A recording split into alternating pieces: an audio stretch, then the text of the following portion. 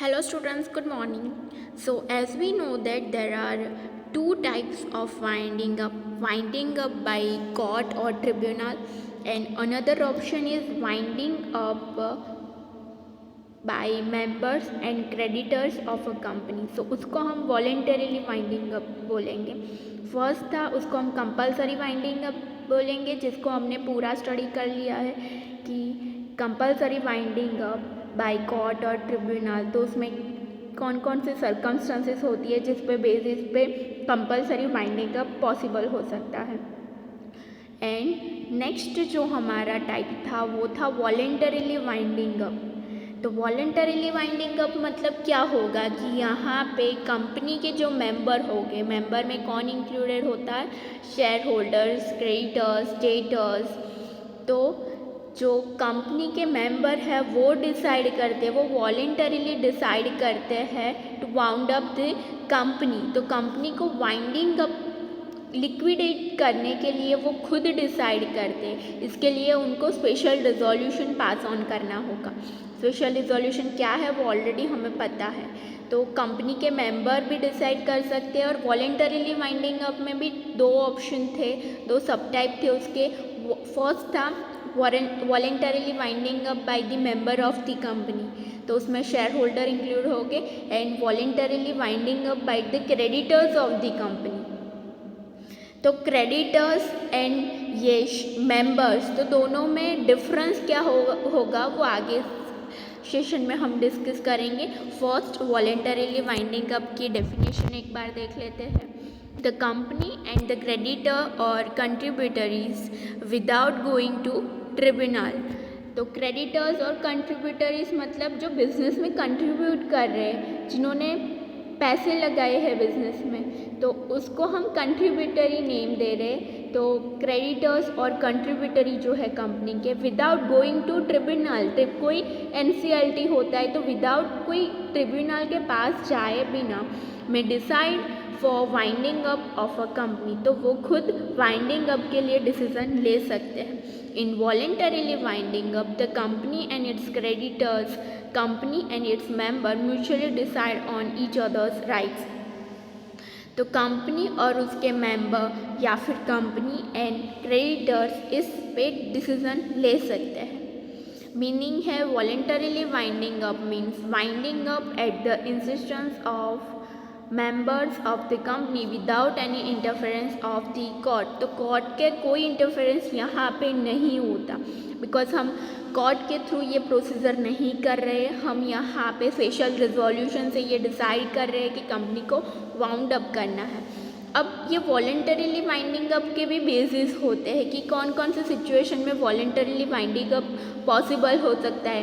तो एक तो होता है कि जो कंपनी के डॉक्यूमेंट होते हैं, मेन डॉक्यूमेंट जिसे हम MOA AOA बोलते हैं, तो जब इनकॉर्पोरेशन हुआ था तो उस टाइम वहाँ पे मेंशन था ऑलरेडी MOA में कि ये कुछ स्पेसिफिक पीरियड के लिए कंपनी इनकॉर्पोरेट हुई है. तो जैसे ही वो पीरियड ओवर होता है, कंपनी के मेंबर म्यूचुअली उस पर डिसीज़न लेके कंपनी को वाउंड अप करने का डिसीज़न लेते हैं. तो ऐसे बहुत सारे केसेस हैं जिसके बेसिस पे वॉलेंटरीली वाइंडिंग अप का डिसीज़न लिया जाता है, जैसे हम अब डिस्कस करते हैं grounds of voluntarily winding up, dissolution और लिक्विडेशन. तो उसके कौन कौन से ग्राउंड्स हैं जिनके बेसिस पे ये डिसीजन लिया जाता है. फर्स्ट है duration of company. A specific period has been describe, यहाँ पे डिस्क्राइब होगा in the articles of association for the formation of a company. A company में wound up voluntarily by passing special resolution in the general meeting on completion of this period. यहाँ पे only resolution mention किया है, but वो resolution का type special होगा, because अगर ordinary resolution होगा तो वहाँ पे सिंपल मेजोरिटी आती है. बट ये टॉपिक ऐसा है कि जहाँ पे हायर मेजोरिटी 75% मेजोरिटी की रिक्वायरमेंट होती है, तो दैट्स वाई स्पेशल रिजोल्यूशन होगा. तो अगर कोई कंपनी ऐसी है जो स्पेसिफिक टर्म के लिए इस्टेब्लिश हुई, तो जैसे ही वो पीरियड टर्म ओवर होता है तो वैसे ही उसे वाउंड अप किया जाता है. देन सेकेंड है ऑकरेंस. तो MOA में ऐसी कोई इवेंट्स मेंशन थी कि अगर ऐसी कोई इवेंट्स फ्यूचर में ऑकर होती है तो वहाँ पे वाइंडिंग अप का डिसीज़न लिया जाएगा। तो अगर फ्यूचर में ऐसी कोई डिसीज़न आती है तो फिर मेंबर म्यूचुअली डिसीज़न लेके वाइंडिंग अप कर सकते हैं। In the articles of association some events has been specified on the occurrence of such event by passing an ordinary resolution in general meeting a company में be wound up. तो यहाँ पे ordinary resolution mention है because already AOA में mention है ये provision, तो that's why यहाँ पे ऑर्डिनरी रिजोल्यूशन चलेगा। Then special resolution. A company can be wound up by passing a special resolution even if it economically sound. तो कोई कंपनी इकोनॉमिकल साउंड है, मतलब कि अच्छी चल रही है, सब उसकी डेब्ट भी ओवर हो गई है और डिविडेंड भी अच्छा दे रही है, मतलब ओवरऑल कंपनी की इमेज भी अच्छी है, बट कंपनी के मेंबर अगर ये डिसाइड करते हैं और वो म्यूचुअली डिसीजन होता है, कोर्ट ने कोई डिसीजन नहीं दिया है बट म्यूचुअली कंपनी डिसाइड करती है कि अब उसको वाउंड अप किया जाए, तो वहाँ पे स्पेशल रिजोल्यूशन रिक्वायर होगा। तो कंपनी के जो मेंबर है वो भी म्यूचुअली डिसीजन लेके कंपनी को वाइंडिंग अप तक ले जा सकते हैं। ओके, तो ये ग्राउंड्स थे, बेसिस थे, जिसके बेसिस पे कंपनी का वॉलेंटरीली वाइंडिंग अप पॉसिबल हो सकता है।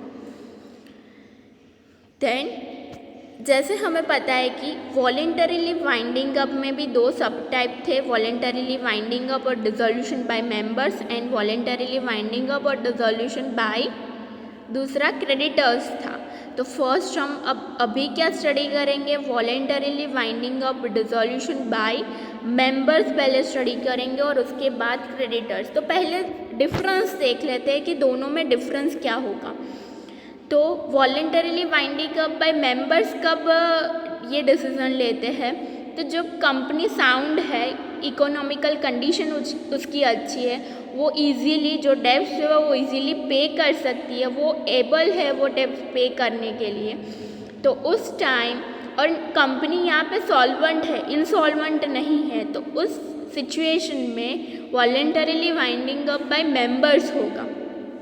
वाइल कोई ऐसी सिचुएशन है जहाँ पे कंपनी इंसॉल्वेंट है, कंपनी पे नहीं कर सकती उसकी डेब्ट्स, जो उसके क्रेडिटर्स हो गए, शेयर होल्डर्स हो गए, उनको वो पेमेंट नहीं कर सकती है, ऐसी सिचुएशन में है, इकोनॉमिकल कंडीशन कंपनी की बहुत वीक है, तो इस सिचुएशन में voluntarily winding up by creditors होगा। तो दोनों में ये डिफरेंस है, जब कंपनी सॉल्वेंट होगी तो बाय मेंबर्स हम डिसीजन लेंगे एंड कंपनी जब इनसॉल्वेंट होगी तो बाय क्रेडिटर्स डिसीजन लिया जाएगा। ओके, तो पहले डिस्कस करते हैं बाय मेंबर्स। तो उसकी मीनिंग क्या है, व्हेन कंपनी इज सॉल्वेंट, उसकी कंडीशन अच्छी है, it is able to pay its debts in full, the voluntarily winding up takes the form of members voluntarily winding up.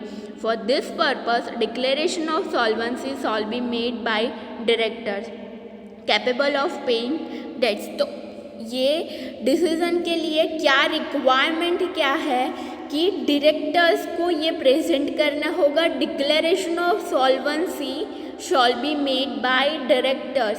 तो डायरेक्टर्स को क्या रिप्रेजेंट करना होगा, डिक्लेरेशन ऑफ सॉल्वेंसी, बिकॉज वो उसका प्रूफ होगा कि कंपनी सॉल्वेंट है, तो दैट्स वाई उसके प्रूफ के लिए कंपनी को डॉक्यूमेंटेशन के पर्पस के लिए डिक्लेरेशन ऑफ सॉल्वेंसी प्रेजेंट करना होगा।